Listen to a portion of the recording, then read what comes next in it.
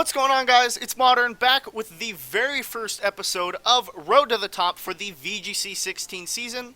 If you don't know, Road to the Top is a series where I'm climbing the battlespot ladder for the VGC or doubles ladder, just depending on what it is. Currently, the VGC ladder is the special ladder on battlespot, so if you go to the random matchup rating battle, it's actually going to be under the special battles instead of the regular double battles. The regular ones being set to the rules from last year. If you don't know what the difference between the rule sets are, it's that you're able to use certain Pokemon, often called Ubers or restricted Pokemon, so you can use things like Kyogre, Rayquaza, Groudon, etc., etc. Extremely strong Pokemon that really make for a very offensive metagame. So we're going to look for our first episode of the day, going to be doing two battles for this episode.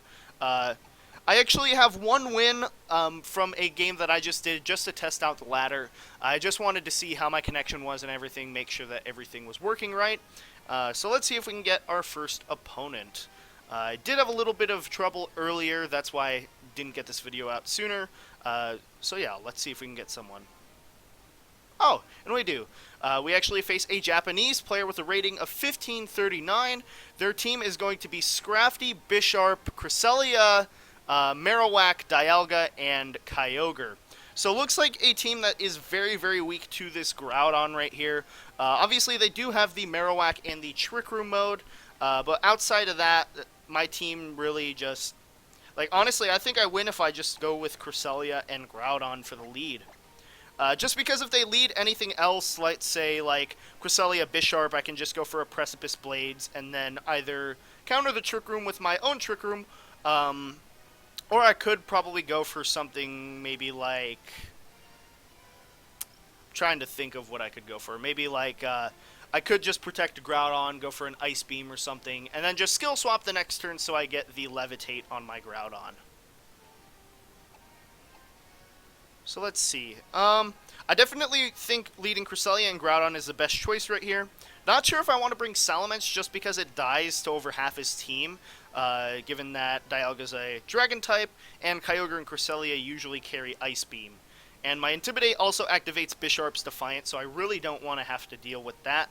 So I'll probably go with my own Kyogre, and then I'm thinking my own Scizor. The reason being is that... the only Pokemon on this team that can really touch it are the Marowak and the Kyogre. But like I said, I do have Skill Swap for my own weather. Obviously, I do have my own weather with Groudon. And I have my own Kyogre to set up any potential weather just in case if they have something like Flamethrower Dialga. So they're going to lead off the Marowak and the Cresselia against my Groudon and Cresselia. So not the most offensive of leads for my opponent right here, given that Marowak really is not the strongest Pokemon.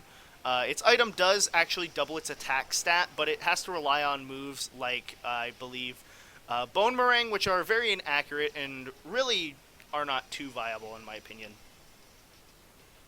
So I think straight off the bat what I can go for is a Ice Beam onto the Marowak. Do I want to go for an Ice Beam? I could just go for the Skill Swap actually straight off the bat. Just because I can put the Levitate onto my Groudon. Not really sure how slow the Marowak is, though. We do have 30 seconds, so... Let's see, I'm just going to load it up real quick on my computer. Oh! That was weird. My cord came unplugged for a moment. But anyways, we're just going to skill swap the Groudon and probably just go for, I guess, a Fire Punch onto the Marowak, just because it is a threat. They do actually go for the Detect, though, just to protect their Pokemon. Let's see if we can't get this fixed real quick.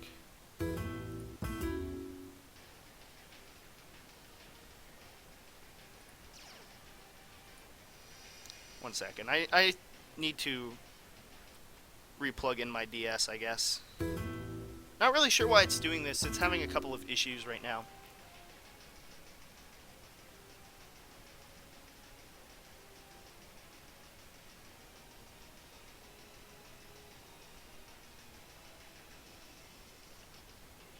So I think what I can do right here is I can just go for the Ice Beam and the Protect.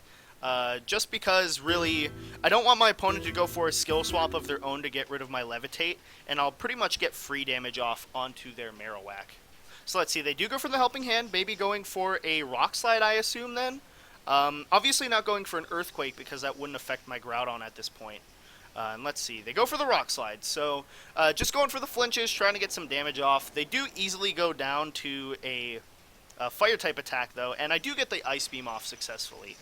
So it's going to go straight into the Marowak, do about 50% as well, so getting a lot of nice damage off right here. I think I can just go for another Ice Beam, and then probably a Fire Punch into their...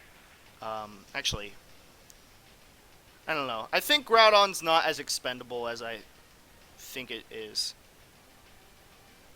I can probably go for the Ice Beam and switch into my own Kyogre. Let's see, so I'm not really sure why the cord's doing this right now. It was working the other day when I was recording. Let's see if I can just reset the... Oh, there we are. So I guess I just need to restart the program. Really not sure why it was messing up right there. I am going to switch in the Kyogre just to make sure that Groudon is protected. They actually go for the Bone Meringue onto the Cresselia, but it does not pick up a knockout right here, just given that Cresselia is so bulky. And an Ice Beam right here should be able to pick up the knockout onto their Marowak. They do go and Ice Beam my Cresselia, but like I said, I am very bulky, managed to survive, and I do get the Ice Beam off, so that should pick up a knockout. It does. Okay. Again, I'm really not sure why my opponent didn't go for something like a skill swap and maybe a Bone Meringue into my, just straight into my, what am I thinking? Into my Groudon, just because it is such a threat to their team. Because now what I can do is I can just go for the Helping Hand and then, I mean, I guess I can just go for the Water Spout just to play it safe. Because even if they are a very, very offensive Bisharp, they should not be able to KO my Kyogre in one hit, given that I am very, very bulky. So let's see, I'd get the Helping Hand off. They go for a Sucker Punch onto my Kyogre, like I said. Not going to do too much damage, though. They do Ice Beam into my Cresselia, getting the knockout, I assume, and they do. So I am just going to knock this Bisharp, I assume, to its Focus Sash, which allows me to actually bring in my Scizor and just go for a Feint to pick up the knockout onto his Bisharp. Given that Feint does go through the Protect.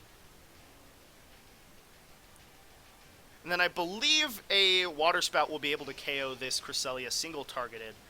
If not, then Scizor does underspeed, I assume underspeeding his Kyogre under Trick Room.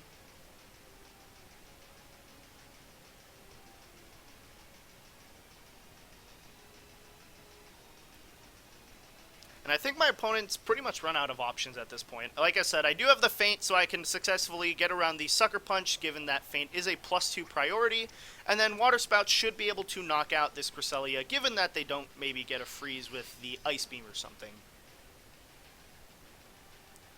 Let's see, they go for the Moonlight, actually, so I don't really understand that play. I mean, it allows them to survive the Water Pulse, maybe, or sorry, the Water Spout, but given that they have the Rain mode, I really don't understand how that works out for them. And then Water Spout knocks them into range of a Bullet Punch for the next turn.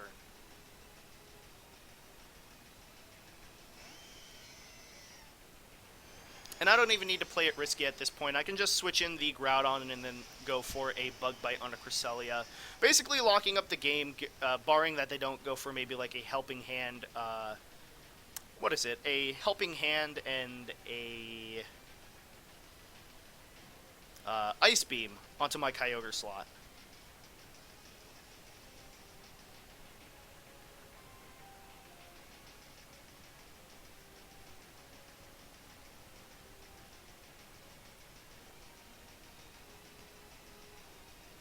So this is one of the reasons why I like Scizor on most of my teams. So far I've built probably like 2 or 3 teams where Scizor is a part of them, usually replacing Ferrothorn or, what is it? Either Ferrothorn or Amoonguss on most teams, just because I feel that it does almost exactly the same thing. They do go for the Hydro Pump, actually outspeeding both the Cresselia and the Scizor, so it is actually a little bit faster than the standard minimum speed for Trick Room teams. And then obviously I will be able to just finish up the game next turn, given that Ice Beam really can't KO the Scizor, and I can also just Precipice Blades to guarantee the knockout. And they just forfeit the match. So yeah, a really interesting team right there. I'm really not sure why they would go for the Kyogre with... they had a lot of really interesting choices. They had the Kyogre with Hydro Pump, they had the Cresselia with Moonlight, which doesn't really make sense given that they have the Rain mode, and then they didn't go for the skill swap play, so I'm not really sure if they had that move on their Cresselia. Oh, and I actually gained a fair bit of rating from that match, too, which is actually really nice. Currently at 1535 with 2 wins, have yet to lose. Actually playing against Utah VGC, which is a player that I have actually played before a few times, using a very, very standard team. As you can see, they do have the Kangaskhan, Talonflame, Smeargle, along with the Groudon, Xerneas, and Salamence. Again, a very, very standard team. Obviously, it's got the standard core with the Kangaskhan, Groudon, Xerneas, and Smeargle. The Salamence there for the Intimidate support, as well as offense against Rayquaza, which usually threaten this team. And then Talonflame for added Quick Guard support and priority attacks. So I think right off the bat, I can probably just go with the Salamence and the Scizor. In the back, I'm inclined to bring Kyogre just because it fares well against his Groudon and Salamence, and it can also get a lot of useful damage off onto the rest of his team. Now, I'm not really sure about bringing Cresselia right here. I think its support really doesn't do anything for me. I'll probably just bring Groudon just because it's also good against his Xerneas. I'm really not scared of the Salamence on this team, honestly. I'm more scared of the Primal on his team, which is the Groudon. And I also don't want to risk having Cresselia maybe get Dark Voided by the Smeargle.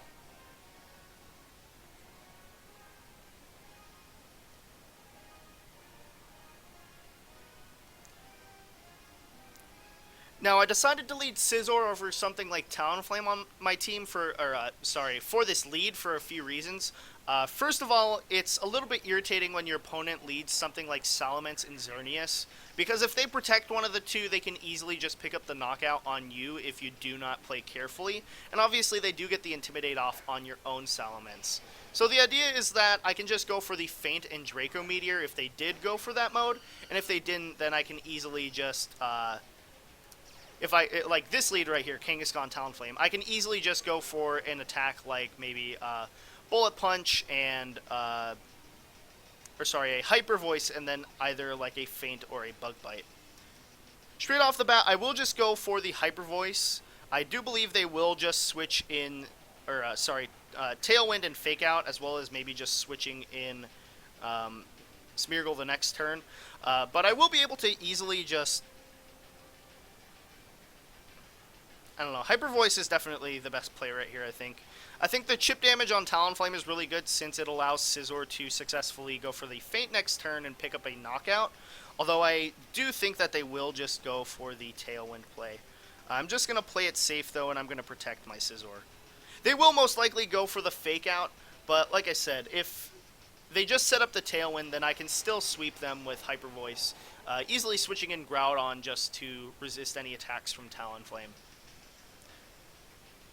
So let's see. Both of the Megas going to Mega Evolve. I'm really interested in seeing what they go for this lead, because I really didn't expect them to bring the Kangaskhan.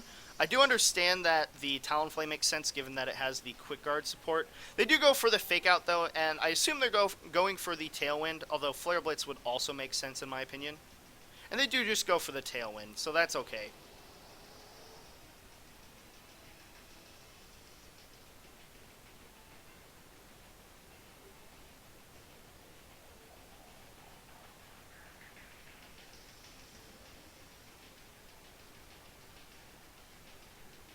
So I think for this next turn, I will just go for the Hyper Voice just to damage both of his Pokemon. And I'll probably just switch into the Groudon right here, expecting him to go for the Flare Blitz.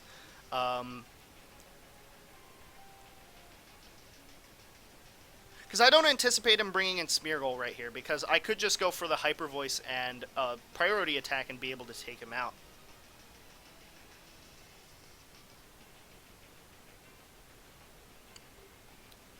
Now, the Sun Boost will allow Talonflame to damage my Groudon more, and they actually switch into the Smeargle, I think. Oh no, they switch into their own Salamence, so I guess they just brought it for the Intimidate support, maybe to Draco Meteor my own Salamence. So I actually get a good switch in right here. Groudon's going to be able to Rock Slide and get off a lot of free damage, and since its Talonflame's intimidated, I don't anticipate it to get very much damage off before it goes down right here. Could potentially KO itself, especially with the Hyper Voice and the Recoil, and maybe get a free switch into the Smeargle, but I'd imagine they'd bring either their Groudon or their Xerneas to this match, just given that they've already revealed the Kangaskhan and obviously the Talonflame. Flare Blitz is going to connect with Groudon, doing not very much damage.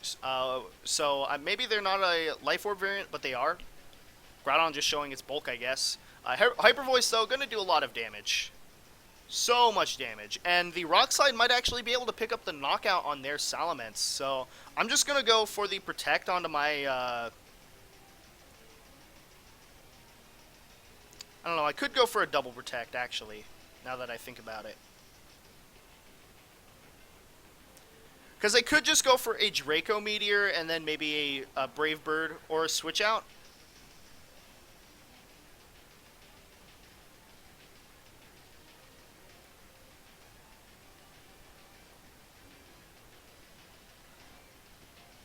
So let's see. I'm just going to go for... I'm actually going to double attack. I'm going to go for the Hyper Voice and the Rock Slide right here.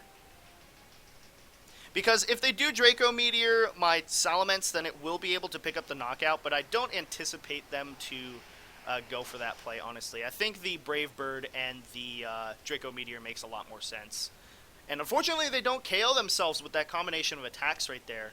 Draco does go onto my Salamence, though, probably going to pick up the knockout, but Rock Slide will be able to take out this Talonflame given that it connects, and Rock Slide could potentially take out his Salamence right here. Like I said, though, Salamence is a little bit bulky, though, so Rock Slide might not be able to pick up the knockout. And I actually get the miss on my Rock Slide, which is really, really unfortunate. So let's see what they have in the back. I assume it would probably be Groudon, but you can never be too sure.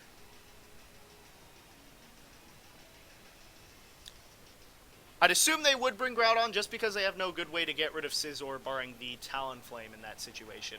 And since they don't have the Mega Salamence and neither of my Pokemon are intimidated, if he does have the Xerneas, then I think I've already won this game. Unless, of course, they have something like Flamethrower Salamence, but they did just drop their special attack, and I could swap into Kyogre given the position next turn. Or, depending on the position next turn.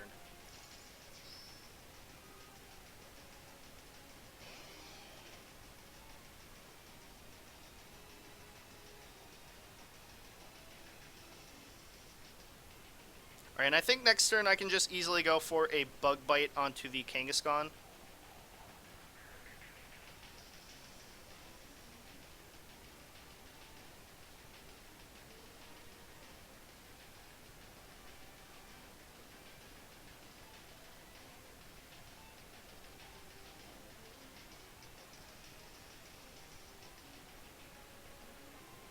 And then I will just switch in Kyogre. I think that protecting myself from a potential Flamethrower is a lot more valuable in this matchup, and if they bring in Groudon, then I actually set up my weather, which I do. So I will be able to actually just go for a Bullet Punch next turn and pick up the knockout on their Kangaskhan.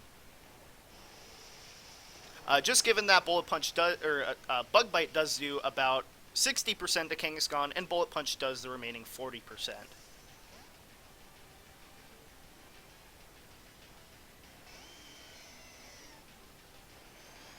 Obviously, they could go for the Fake Out right here, but I do anticipate them just attacking into my Groudon, just because they could maybe get the knockout with like a Double Edge, but that also just means that Bug Bite gets the KO right here. So let's see, they do go for the Double Edge onto that slot. So I probably should have thought about that play right there. I was more afraid of the Flamethrower, but now that I think about it, the Double Edge made a lot more sense. It was a lot more straightforward. But now I can actually just go for a Bullet Punch onto the Salamence. I can actually just go even safer than that. Just going for a Feint and a Protect. Just because I know that a Feint plus a Bullet Punch might be able to take out the Salamence regardless of the Intimidate.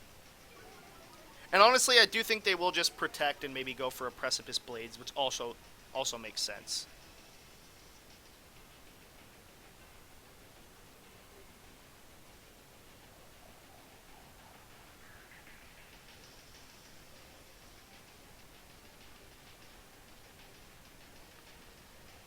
Now, if they do Protect with these Salamence, this is a little bit lesser known just because Feint is not a very popular move, but Feint actually makes it so if your opponent does go for the Protect and you break it, they still have the same 33% chance to be able to get the Protect off the next turn. So if they do go for the Protect play and I do actually go for the Feint, which is what I'm going for, then I will just be able to Bullet Punch next turn and pretty much win the game off of the play.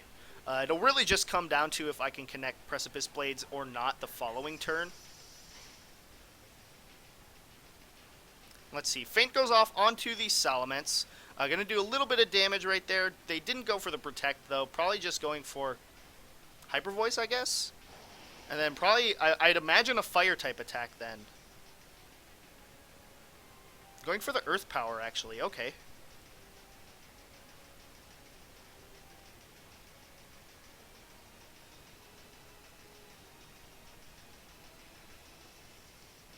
Alright, I'm just going to Bullet Punch Salamence and I guess just go for a Origin Pulse.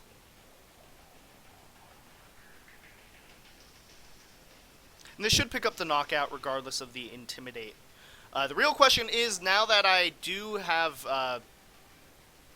let's see. Oh, they go for the Flamethrower. What? And the Origin Pulse connects. Okay, I didn't expect that. Maybe they expected a Groudon switch in so I could get the Rain Up the following turn, but... Scizor's not really doing anything to their Groudon. I honestly thought that would come down to the one-on-one.